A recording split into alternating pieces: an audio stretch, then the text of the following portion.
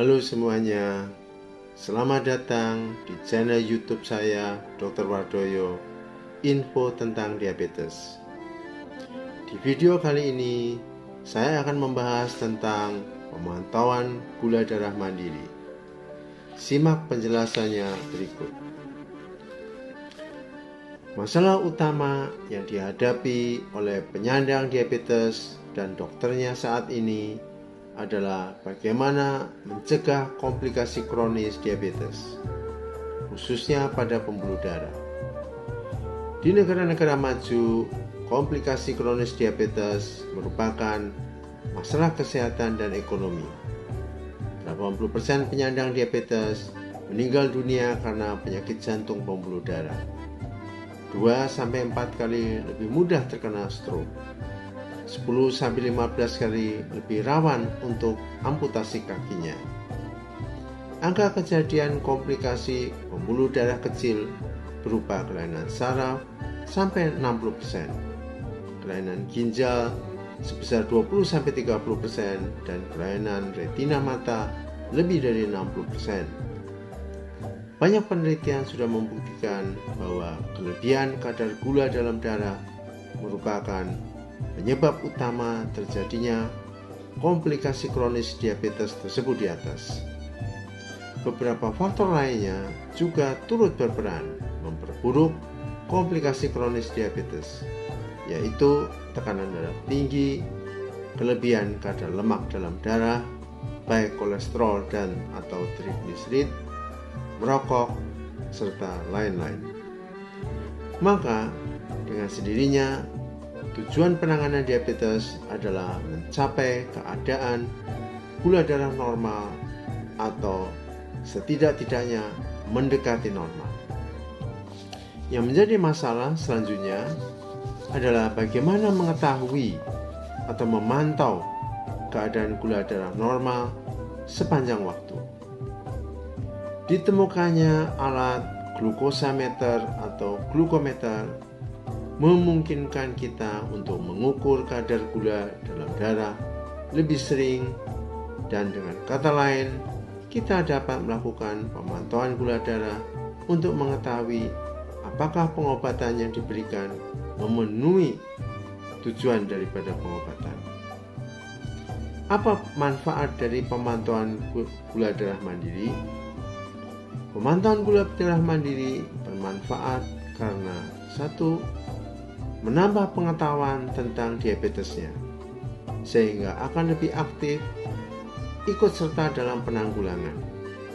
Telah terbukti bahwa pada mereka yang lebih aktif ikut serta dalam program penanggulangan akan mempunyai kadar gula darah dan HbA1c yang lebih baik dibanding mereka yang tidak aktif.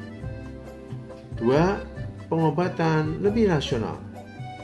Pada umumnya, penyandang diabetes sulit menerima kenyataan bahwa dia harus merubah cara pengobatannya dari obat diabetes ke insulin, sehingga sering merupakan hambatan bagi dokter untuk memberikan pengobatan yang benar. Dengan melakukan pemantauan gula darah mandiri, diabetesi akan sadar bahwa sasaran gula darah yang ingin dicapai harus dilakukan dengan cara yang lain, yaitu insulin. 3. Mengendalikan diabetes lebih baik. Beberapa penelitian telah membuktikan bahwa diabetesi yang melakukan pemantauan gula darah mandiri ternyata kadar HbA1c dapat menurun ke batas yang normal. 4. Mengurangi kemungkinan dirawat di rumah sakit. Karena pengendalian diabetes yang lebih baik dengan sendirinya akan mengurangi terjadinya komplikasi akut, sehingga akan mengurangi kemungkinan dirawat di rumah sakit. 5. Mengurangi beban biaya. Penelitian menunjukkan bahwa pemantauan gula darah mandiri dapat mengurangi beban biaya pengobatan, baik perawatan di rumah sakit, konsultasi dokter, dan juga beban ekonomi yang diakibatkan dari timbulnya komplikasi kronis diabetes, misalnya gangguan penglihatan, cuci darah, operasi jantung, dan amputasi kaki. 6. Mengetahui reaksi kekurangan gula atau hipoglikemi. Tidak selalu kekurangan gula disertai dengan keluhan yang khas seperti keringat dingin dan rasa lapar. Kadang-kadang rasa pusing sulit dibedakan dengan penyebab yang lain. Bila dapat melakukan pemantauan gula darah mandiri saat itu, maka dapat diketahui apakah ada reaksi kekurangan gula. 7. Lebih baik dan dianjurkan daripada tes air seni. Pemeriksaan gula dalam air seni sebagai alat pemantau diabetes mempunyai kelemahan. Selain tidak dapat mendeteksi kekurangan gula, adanya gula dalam air seni baru terdeteksi bila kadar gula dalam darah sudah lebih dari 180 mg per desiliter. Belum lagi bila fungsi ginjal sudah terganggu. Pertanyaan berikutnya, seberapa sering perlu dilakukan pemantauan gula darah mandiri? Banyak pendapat yang dikemukakan oleh para pakar tentang seberapa seringnya pemantauan gula darah mandiri. Salah satu yang direkomendasikan adalah diabetesi yang menggunakan insulin beberapa kali sehari atau yang memakai pompa insulin. Pemantauan gula darah mandiri 3-4 kali per hari, khususnya bila sasaran gula darah belum tercapai atau sering mengalami reaksi kekurangan gula darah.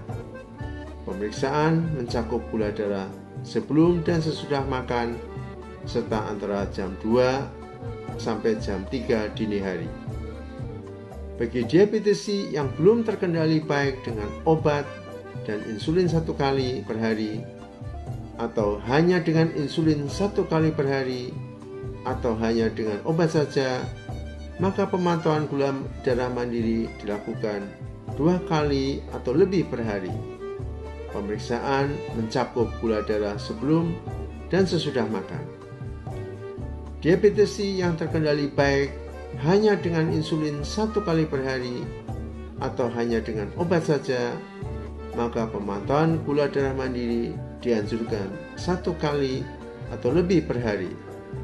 Pemeriksaan gula darah sebelum dan atau sesudah makan. Disarankan juga melaksanakan profil gula darah mingguan. Diabetesi yang terkendali baik dengan obat dan insulin 1 kali per hari, pemantauan gula darah mandiri dianjurkan 1 kali atau lebih per hari. Pemeriksaan gula darah sebelum dan atau sesudah makan. Disarankan juga melakukan profil gula darah mingguan lebih sering. Tujuannya untuk mendapat gambaran pengaruh asupan makanan dan aktivitas fisik, serta deteksi kenaikan gula darah yang berlebih sesudah makan, dan mencegah kekurangan gula darah. Bagi diabetesi yang belum terkendali atau yang sudah terkendali baik dengan atau tanpa obat atau insulin, hanya dengan diet dan olahraga saja, lakukanlah pemeriksaan profil gula darah mingguan untuk menentukan perlunya penambahan terapi dengan obat antidiabetik bila gula darah tetap di atas sasaran. Diabetesi yang sedang sakit dalam perjalanan jauh serta yang sedang diubah terapinya, maka dianjurkan melakukan pemantauan gula darah mandiri lebih sering daripada biasanya, kadang setiap 3-4 jam sekali. Untuk diabetesi yang sedang hamil atau diabetes gestasional, pemantauan gula darah mandiri dilaksanakan 3-4 kali per hari atau lebih, khususnya yang menggunakan insulin. Bagaimana memilih alat pemantauan gula darah mandiri?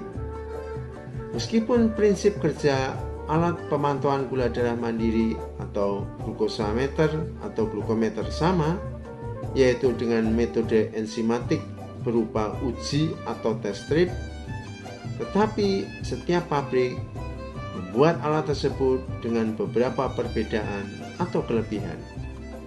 Yang perlu diperhatikan saat memilih alat tersebut adalah Bagaimana satuan hasil pengukuran? Apakah dalam miligram per desiliter, ataukah milimol, atau kedua-duanya? Bagaimana rentang pengukurannya? Misalnya antara 20 sampai 600 mg per desiliter. Bagaimana waktu pengukuran? Misalnya 5 atau 10 detik. Bagaimana volume contoh darah? Berapa mikroliter? Makin kecil, makin kurang rasa sakitnya. Baterai dan massa aktifnya bisa 1000 sampai 4000 kali tes. Ukuran alat hendaknya mudah digenggam. Ukuran layar alat hendaknya mudah dibaca. Kemampuan pilihan tempat coblos bukan atau di luar daripada jari. Tes pada lengan yang memiliki sedikit syaraf akan mengurangi rasa sakit saat pencoblosan.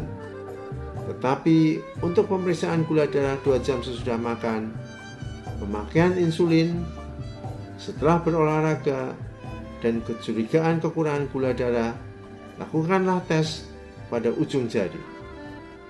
Bagaimana pelatihan daripada alat tersebut? Bagaimana pelayanan purna jual? Tentunya pengadaan strip, baterai, dan di mana pusat perbaikan, serta alamat yang mudah dihubungi bila timbul masalah dengan alat tersebut. Dan yang terakhir, jangan lupa bagaimana garansinya. Teman-teman semuanya, bagaimana? Tentu Anda sudah paham tentang pemantauan gula darah mandiri.